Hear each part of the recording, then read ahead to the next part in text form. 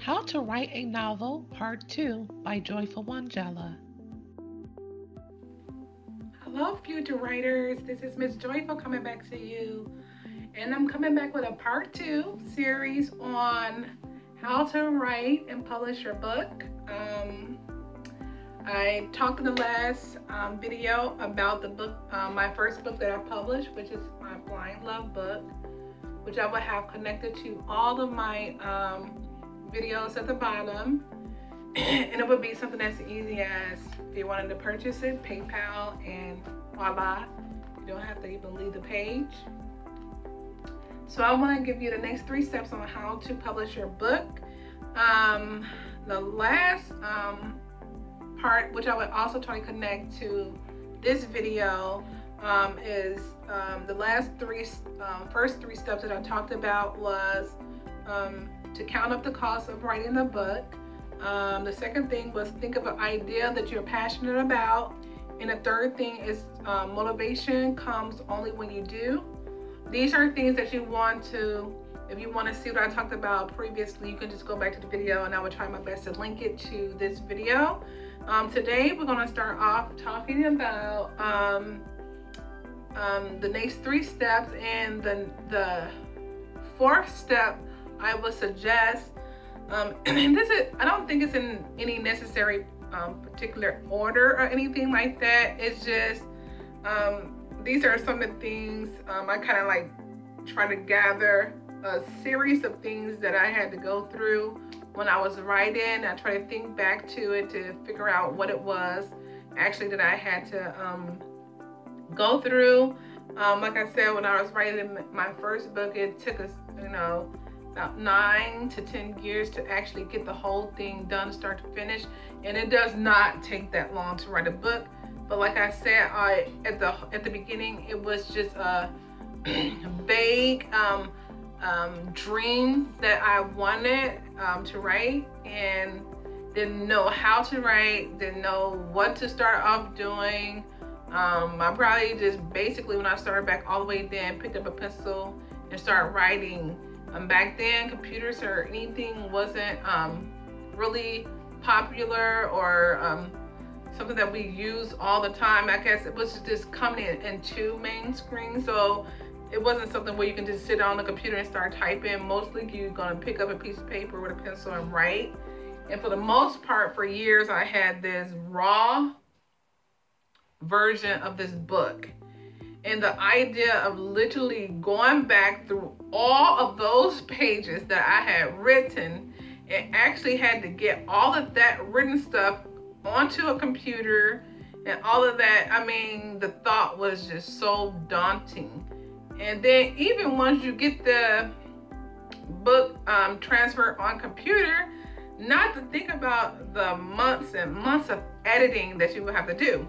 Now, if you are some brilliant person who have a lot of money or something like that, you can go buy an editor. Most of the sites now that you kind of publish your books on, they have the option of getting an editor and everything. It just costs a lot more than you just trying to self-publish. For me, I basically self-published. So that's more of an easier way that you can get your book out fast. And but now they have so many things, like I say, on Amazon and lulu.com and CreateSpace, that you can get, you can pretty much self-publish your own work, and you don't have to go through all the red tape of everybody else. A lot of the people, even I think the 50 Shades of Grey, she actually started out on Amazon first, and she was selling ebook style, and before someone got a hold of her book. I also had Blind Love on Amazon that I'll also connect my link to as well.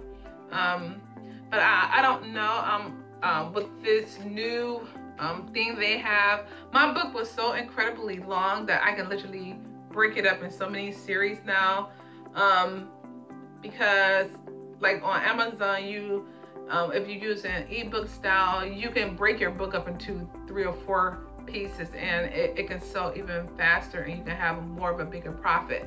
I'll tell you guys about that later too. No, I'm giving away some of the juicies, but I'm already 4 minutes in and I haven't got to point number 4. So point number 4, this should probably be number 1, believe in yourself, because nobody is gonna do that for you.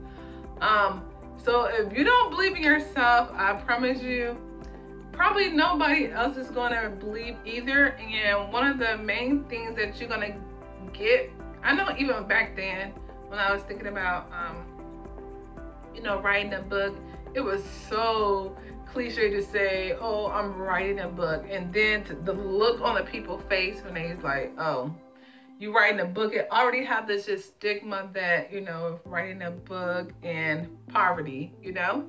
So let me try to readjust that. So you want to get used to the whole idea that most people is not going to have too good of a, I don't know why this thing is doing that. Most people is not going to have too good of a idea or a good feeling about you when you say you're writing a book, because everybody is writing a book nowadays. So you just want to believe in yourself, because if you don't, nobody else will. Okay, and that, I think that's going to be really big for you, because like I said, once you get into writing a month into, 2 months into, 3 months into, you're going to start getting that feeling of, is it worth it? All the negative thoughts in the world start coming. So I mean, for the most part, I didn't even tell nobody about it, because I was thinking to myself, well, if I finish, good. If I don't, good. I wouldn't have been told nobody, so nobody would have to expect it. Unlike now, where I'm writing my 5th book, and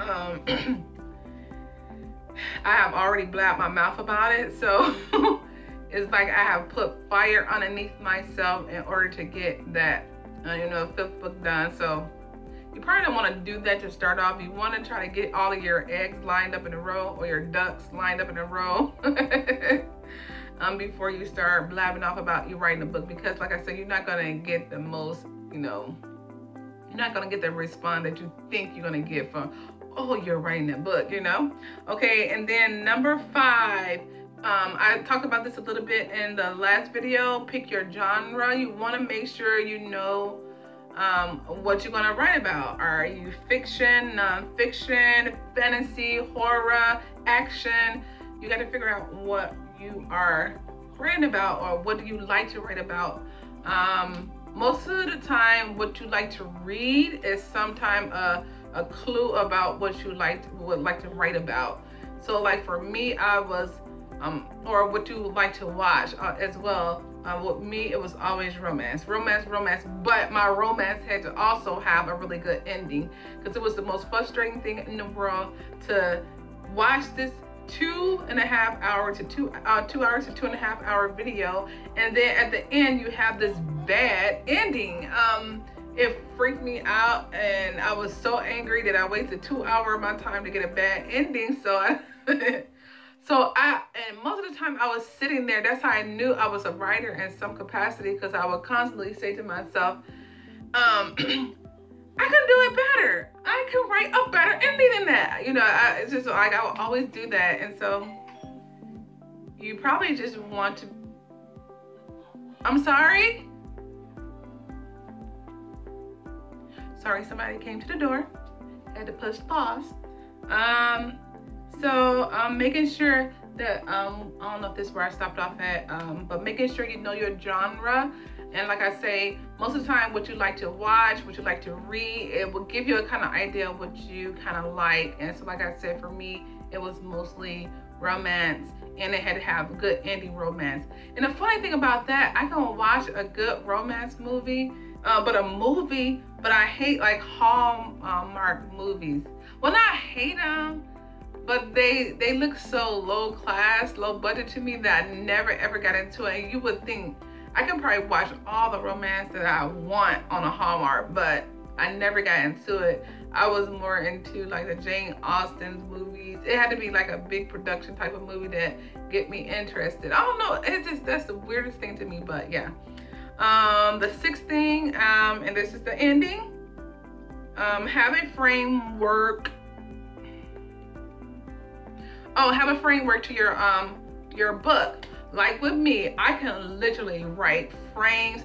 Like if it was a job out there that can pay you for just writing a frame of a book, like I probably would get paid millions. Like I could frame a book from beginning to end. Like I can literally lay down at night. I can even have a dream, wake up, and I can write out the whole frame of what the dream was about or what this book idea was about. I have no problem. Matter of fact, I don't have it with me right now. I'll show it in my next video. Like I have like 10 books lined up that I can possibly just write, but they frames. It's just frames, the beginning to end, characters, everything. And I don't know, I'm really good at writing frames, and I'm like, is it a job out there that, you know, just kind of like book starters, you know? Because I'm brilliant at that. Like I can do it in an hour. Like it's no problem. So you want to frame your book, and you're going to have the basic who, what, where, when, why. You're going to have that basic thing, the settings, all comes in that who, what, where, when, and why. Okay? So that's your basic frame. And that's how I would start off my book, my frameworks. But most of my ideas come from maybe I was dreaming, and then I dreamt something, I got up, I framed the whole book from what I dreamt, the feeling, the emotion that I had in the dream. So I would write a book on that. Or it would be like I'll watch a movie, a romance movie, and then I wanted to cater it to something of what I would like. So it wouldn't be necessarily what they talked about, but I always have a thing that I can write something better. It can be along that line, but it can be better, or to my frame of thought, which is better. You know, it may not be better for them because they had their own original idea. So that's how I kind of got my inspiration to frame it out. Or you can do the old-fashioned things where you sitting down and making those bubbles or those cloud diagrams, and you putting the characters in. So whether it's and then like, okay, so and then it's different for me because I wrote my novel, which is a romance, and then now my book that I'm writing now is it's like a Christian self-help book.